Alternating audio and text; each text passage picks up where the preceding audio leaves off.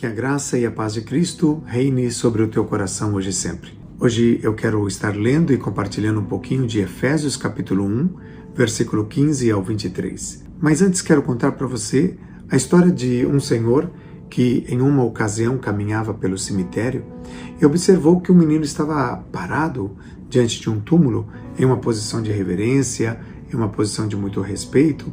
Esse senhor se aproximou daquele menino respeitosamente, lhe perguntou se era algum ente querido, algum conhecido. A resposta do menino foi: não, eu não conheci a este homem, mas ele morreu por mim. O senhor ficou um pouquinho surpreendido e disse: mas como assim? E o menino então relatou a história. Ele morava em um prédio, houve um incêndio, os bombeiros subiram pela escada e então esse bombeiro entrou dentro da casa desse menino, do apartamento, no meio das chamas, conseguiu tirar o menino e o levou até o outro companheiro, outro bombeiro que estava na janela, ali pendurado na escada. Ele salva a vida do menino, mas ele não conseguiu sair porque as chamas eram tão intensas que acabaram com a vida daquele herói, daquele bombeiro.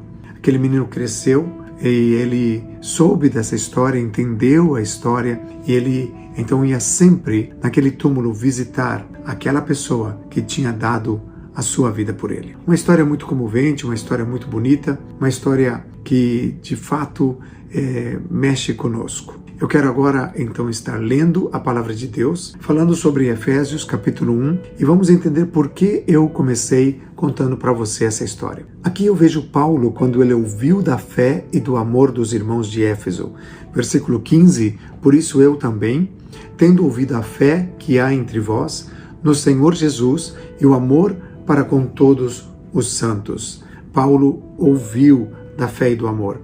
Você que segue a Jesus, você que é igreja, corpo de Cristo, o que as pessoas têm escutado de você? Veja a reação de Paulo no versículo 16. Quando ele ouviu sobre a fé e sobre o amor daqueles irmãos, houve uma reação em Paulo. Versículo 16. Não cesso de dar graças por vós, fazendo menção de vós nas minhas orações. Então Paulo começou a interceder pelos irmãos de Éfeso, porque aquele exemplo de amor e de fé impactou o coração do apóstolo Paulo. E aí nós vemos que nas orações de Paulo ele tinha alguns objetivos. Olha o versículo 17. Para que o Deus de nosso Senhor Jesus Cristo, o Pai da glória, primeiro, vos conceda espírito de sabedoria e de revelação no pleno conhecimento dele. Vamos lá. Paulo é impactado pelo exemplo de amor e fé e ele começa agora a orar pelos irmãos de Éfeso e pede: Senhor, conceda-lhes sabedoria e revelação no pleno conhecimento do Senhor. Espera, mas só fé e só amor não é suficiente? Não. Nós precisamos também de sabedoria e de revelação. Aqui temos pelo menos já 4 elementos importantes da fé cristã. Anote aí. Versículo 18. A segunda razão pela qual Paulo orava pelos efésios era que eles pudessem ter iluminados os olhos do coração deles, iluminados os olhos do vosso coração. Ou seja, debaixo desta revelação, deste conhecimento de Deus, ter o entendimento das coisas de Deus. E por que o apóstolo Paulo pediu essas coisas, colocou isso como meta de suas orações pela igreja de Éfeso? Aí nós vamos encontrar no versículo 18, para saberdes. Saberdes o quê?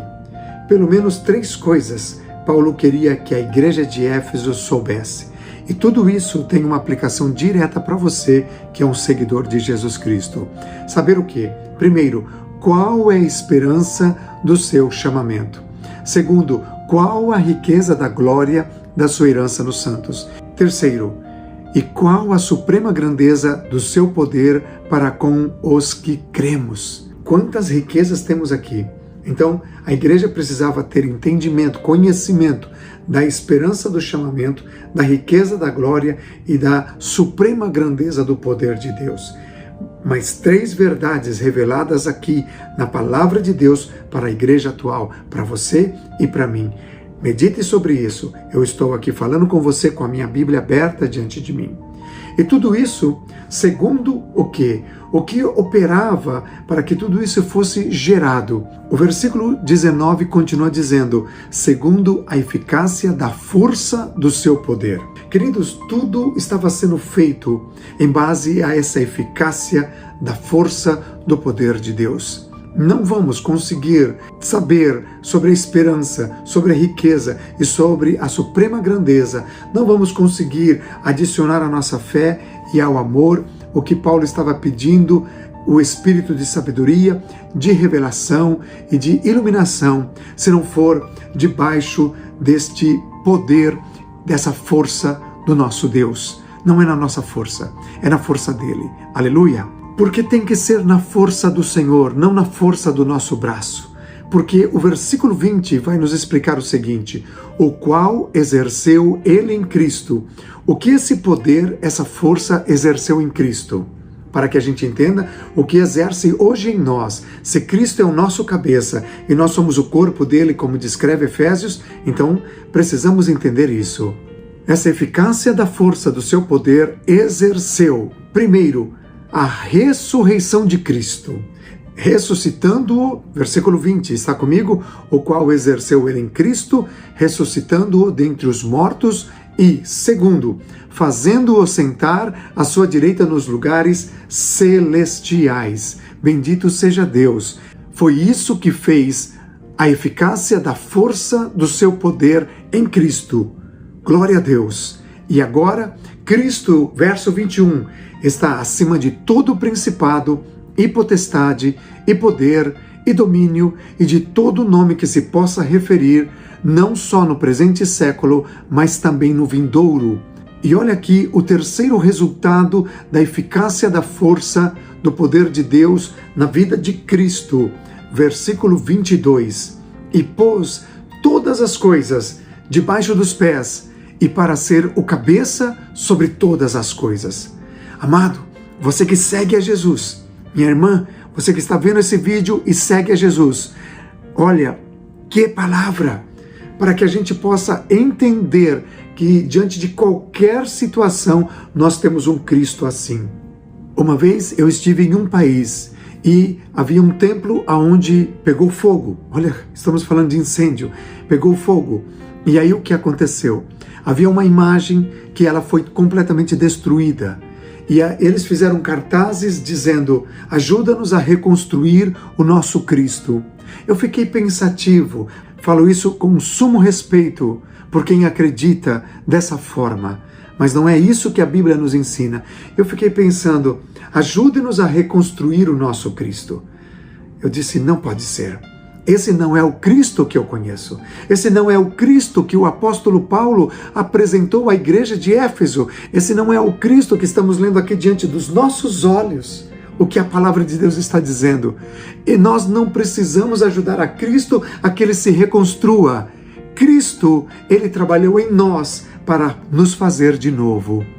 Assim que Cristo, versículo 3, colocou todas as coisas debaixo dos pés e para ser o cabeça sobre todas as coisas. E aí? Diante de toda essa realidade, Paulo lembra-se, a ênfase de Efésios não era Cristo, era a igreja. E aí ele fecha esses versículos, no versículo 22, e ele diz, o deu à igreja. Aleluia! Esse Cristo poderoso, a eficácia da força do poder de Deus que atuou em Cristo, fazendo tudo isso que já mencionei do que está escrito na palavra hoje, do que nós estamos lendo, deu à igreja. Tudo ele fez e ele deu à igreja, que não é uma instituição, não é uma organização.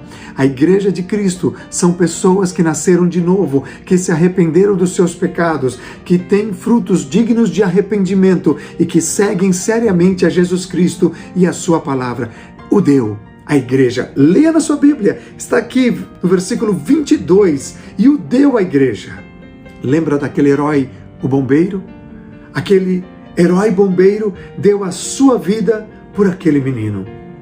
Jesus deu a sua vida por toda a humanidade. E tudo o que vimos até agora nesse texto mostra que tudo foi feito para entregar a igreja. E o que é a igreja? O versículo 23 vai explicar isso. A igreja é o corpo de Cristo, a qual é o seu corpo, e também ela é a plenitude daquele que a tudo enche em todas as coisas. Você que conhece a Jesus, você precisa viver isso que nós estamos falando. Nós somos o corpo de Cristo, a plenitude daquele que tudo enche em todas as coisas. Aonde está a igreja? A plenitude de Cristo está presente. Ele é tudo, Ele é completo, Ele é suficiente e Ele se revela através de nós. Nós não podemos fazer como aquele menino, estar diante de um túmulo onde podemos dizer, aí jaz o nosso herói Jesus. Não, há um túmulo em Jerusalém que os historiadores dizem que ali Jesus foi sepultado. E quando você entra lá, você encontra uma placa que está escrito, Ele não está aqui porque Ele vive. Então nós não temos um túmulo porque Cristo ressuscitou. Ele está vivo e está agora mesmo diante de você e de mim. Ele te salvou, Ele te redimiu. Se você entende que a igreja, essa palavra é para você hoje. Que Deus te abençoe em Cristo. Eu estou orando por você. E se esse vídeo foi de edificação para o teu coração, compartilha nas tuas redes. Compartilha com outras pessoas que dizem seguir a Jesus, mas precisam entender essa palavra de Efésios, o capítulo 1, versículo 15 ao 23. E se você ainda não é inscrito no canal, eu agradeço que você se inscreva, que você também deixe aqui o seu comentário. Deus te abençoe e até o nosso próximo encontro.